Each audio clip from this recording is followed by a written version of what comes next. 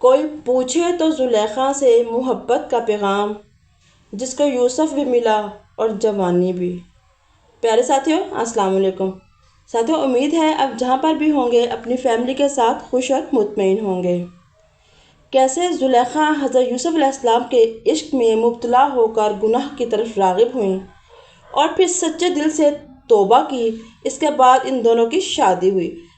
شادی کی پہلی رات ان کے لیے دردناک کیوں تھی؟ اللہ نے ان کے بطن سے کون سے دو پیغمبر پیدا کیے؟ ساتھیوں، آج کی ویڈیو میں ہم اس کی تفصیل بیان کریں گے۔ تمام دوستوں سے گزارش ہے کہ ویڈیو کو سکپ کیے بنا پوری دیکھیے گا۔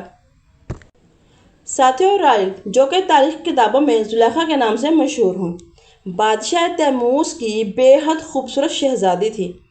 علامہ ابن کثیر لکھتے ہیں کہ 9 سال کی عمر میں زلیخا کو حضرت یوسف علیہ السلام کا دیدار خواب میں ہوتا ہے تو وہ اسی وقت ان کی دیوانی ہو جاتی ہیں۔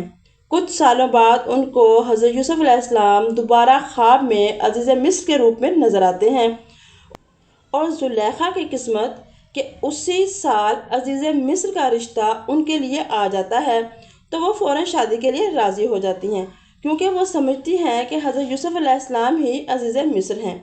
لیکن ساتھیوں اس وقت عزیز مصر فوتی کار بن راہب تھا۔ شادی کی رات ان کو پتہ چلتا ہے کہ یہ لڑکا وہ نہیں ہے جو مجھے خواب میں نظر آتا ہے۔ کچھ ہی عرصے بعد حضرت یوسف علیہ السلام مصر کے بازاروں میں بکنے کے لیے لائے جاتے ہیں، جن کو عزیز مصر ان کے وزن کے برابر سونا اور کچھ کپڑے ریشمی دے کر خرید لیتے ہیں اور اپنے گھر لے آتا ہے۔ اللہ پاک قرآن پاک میں فرماتے ہیں، مصر والوں میں جس نے اسے خریدا اور پھر وہ اپنے گھر لے آیا اور اپنی بیوی سے کہا، اسے بہت عزت و احترام سے رکھو، ممکن ہے یہ ہمیں فائدہ پہنچائے یا پھر ہم اسے اپنا بیٹا بنا لیں۔ یوں ہم نے مصر کی سرزمین میں یوسف علیہ السلام کے قدم جما دیے۔ یوسف علیہ السلام محل میں سکون سے رہنے لگے۔ جیسے ہی آپ نے جوانی کی دہلیز پر قدم رکھے تو زلیخا جو کو آپ کو پہلے خواب میں دیکھ چکی تھی آپ پر فریفتہ ہو گئی۔ وہ آپ پر نظر رکھنے لگی، آپ کو بہکانے کی کوشش کرنے لگی۔ قرآن پاک میں اللہ تعالیٰ فرماتے ہیں کہ جس عورت کے گھر میں وہ تھا وہ اسے بہکانے لگی اور دروازے بند کر کے کہنے لگی، لو آؤ۔ اس نے کہا، اللہ کی پناہ، وہ میرا آقا ہے جس نے مجھے عزت سے رکھا ہوا ہے، بے شک ظالم نجات نہیں پاتے۔ زلیخا نے دروازے بند کر لیے اور حضرت یوسف علیہ السلام سے اپنی خواہش پوری کرنا چاہی۔ زلیخا کا کمرہ 7 دروازوں کے بعد آتا تھا۔ اب زلیخا 7 دروازوں سے لے کر اپنے حجرے تک جا پہنچی۔ وہاں جا کر اس نے حضرت یوسف علیہ السلام کو گناہ کی طرف راغب کرنے کی کوشش کی۔ اس نے کہا، آؤ میرے پاس، کیا دیکھتے ہو؟ حضرت یوسف نے فرمایا، میں کیسے گناہ کروں جبکہ میرا اللہ مجھے دیکھ رہا ہے؟ تو زلیخا نے سمجھا کہ شاید بتوں کی طرف اشارہ ہے، تو اس نے دوڑ کر اپنے بتوں پر پردہ ڈال دیا اور کہا کہ اب ہمیں کوئی نہیں دیکھ رہا۔ تو آپ نے فرمایا، ان مصنوعی پردوں سے اللہ کی آنکھ کو دیکھنے سے روکا نہیں جا سکتا، چونکہ وہ ہر چیز پر قادر ہے۔ زلیخا نے آپ کو پکڑنے کی کوشش کی تو آپ نے اللہ کے حکم سے دروازے کی جانب دوڑ لگائی اور دیکھا تو دروازہ کھل گیا۔ اس طرح آپ نے 7 کے 7 دروازے عبور کیے اور 7 دروازے خود بخود کھلتے رہے۔ 7ویں دروازے تک پہنچے تو زلیخا آپ کے پیچھے پیچھے تھی۔ زلیخا کا ہاتھ آپ کے کندھے پر پہنچ گیا۔ اس نے آپ کو پیچھے سے پکڑ کر کھینچا، جس سے آپ کا کرتا پھٹ گیا۔ اب آپ نے 7واں دروازہ عبور کر لیا۔ جب آپ باہر نکلے تو دیکھا کہ عزیز مصر سامنے کھڑا ہے اور پوچھ رہا ہے، کیا ماجرا ہے؟ تو فوراً زلیخا بولی، آپ کیا حکم فرمائیں گے اگر کوئی آپ کی ملکہ کی عزت پر ہاتھ اٹھائے تو؟ حضرت یوسف بولے، اے عزیز مصر، میں نے نہیں بلکہ اس نے مجھے غلط ارادے سے بلایا تھا۔ عزیز مصر نے حضرت یوسف علیہ السلام سے گواہ مانگے تو حضرت یوسف علیہ السلام نے فرمایا کہ ایک چھوٹا بچہ جو زلیخا کا خالہ زاد ہے میری گواہی دے گا۔ اس بچے کو جب لایا گیا تو اس نے گواہی دی کہ اگر پوشاک آگے سے پھٹی ہے تو زلیخا سچی ہے اور اگر پوشاک پیچھے سے پھٹی ہے تو یوسف علیہ السلام سچے ہیں۔ جب دیکھا گیا تو پوشاک پیچھے سے پھٹی ہوئی تھی تو عزیز مصر نے زلیخا کو کہا یہ سب تم عورتوں کا فریب ہے اور مکر ہے۔ انہوں نے یوسف علیہ السلام سے کہا کہ تم اس معاملے سے کنارہ کشی اختیار کرو اور بھول جاؤ۔ زلیخا نے سوچا کہ میں نے ہر طرح سے یوسف سے اپنا مطلب پورا کرنے کی کوشش کی، لیکن انہوں نے تو اپنے آپ کو اچھی طرح سے روک رکھا ہے۔ اس نے اپنے خاوند سے منت سماجت کی کہ شہر بھر میں یوسف کی وجہ سے بدنام و ذلیل ہو چکی ہوں۔ اب بہتر یہی ہے کہ تم یوسف علیہ السلام کو قید میں ڈال دو۔ عزیز مصر نے حضرت یوسف علیہ السلام کو قید میں ڈال دیا۔ پھر 7 سال بعد ایک انتہائی عجیب و غریب خواب جو کہ عزیز مصر کو آیا تھا، اس کی تعبیر بتانے پر یوسف علیہ السلام کو رہائی مل گئی۔ عزیز مصر کی کچھ عرصے بعد وفات ہو گئی اور وہ جاتے جاتے تمام اختیارات حضرت یوسف علیہ السلام کو سونپ گیا۔ چنانچہ اس کی وفات کے بعد ریان بن ولید نے حضرت یوسف علیہ السلام کو عزیز مصر بنا دیا۔ اب بات کرتے ہیں کہ بی بی زلیخا اور حضرت یوسف علیہ السلام کی شادی کیسے ہوئی۔ حضرت بی بی زلیخا سے یوسف کی شادی کا واقعہ بہت ہی عجیب ہے۔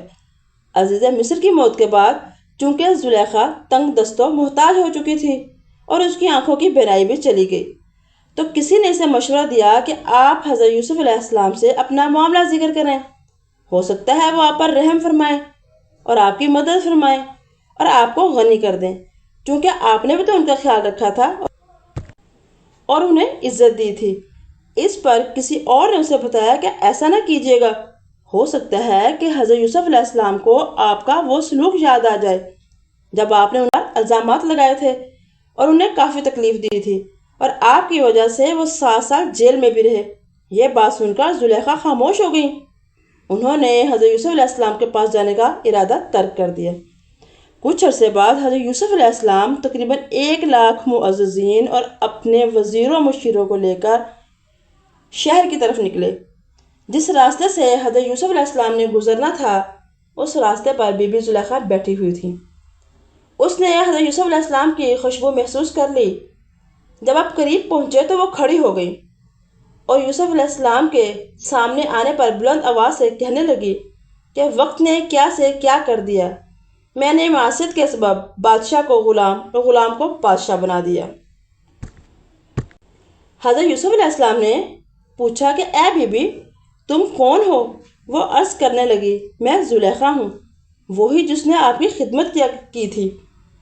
چونکہ عزیز مصر جب یوسف علیہ السلام کو خرید کر لائے تھے تو زلیخا حضرت یوسف علیہ السلام کے بالوں میں کنگھی کیا کرتی تھیں اور اس کے ساتھ ساتھ ان کو رہنے کی جگہ بھی صاف کیا کرتی تھیں۔ زلیخا نے کہا میں نے اپنے گناہوں کی سزا بھگت لی، غریب اور لاچار ہو چکی ہوں، آپ دیکھ رکھے ہیں کہ میں بوڑھی ہو چکی ہوں، آنکھوں کی بینائی بھی چلی گئی ہے۔ مصر کے لوگ مجھے دیکھ کر خوش ہوتے تھے اور اب مجھے دیکھ کر دوبارہ میری طرف دیکھنا پسند نہیں کرتے۔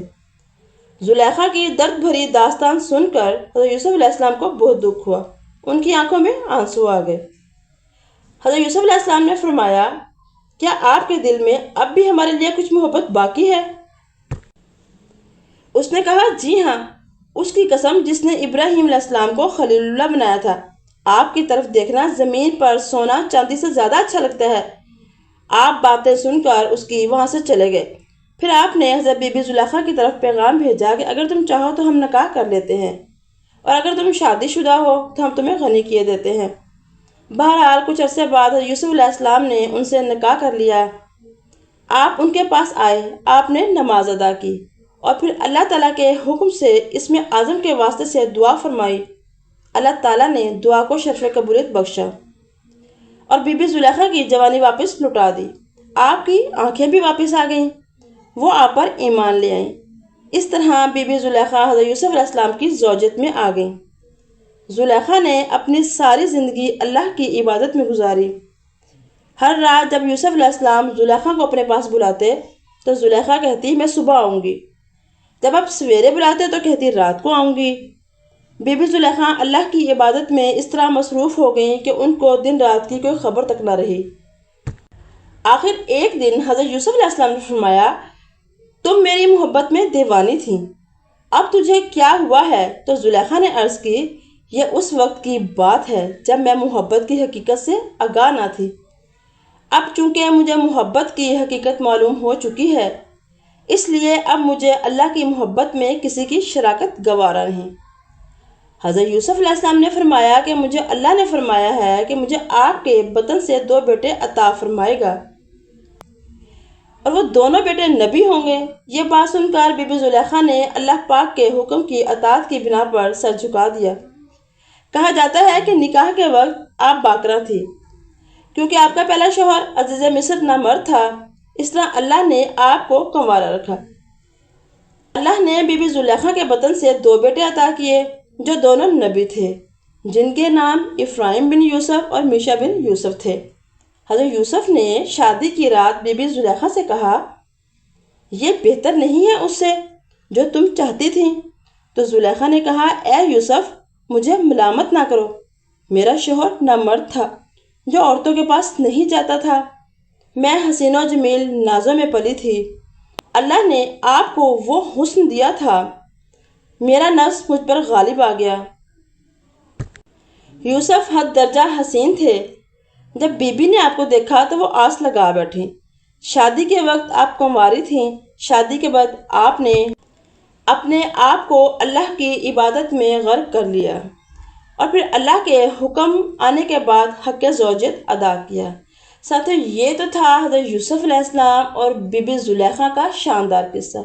امید ہے ان کی شادی کا قصہ آپ کو پسند آیا ہوگا۔ قصہ پسند آیا ہو لائک کیجئے، شیئر کیجئے اور اچھا سا خوبصورت سا کمنٹ بھی کیجئے۔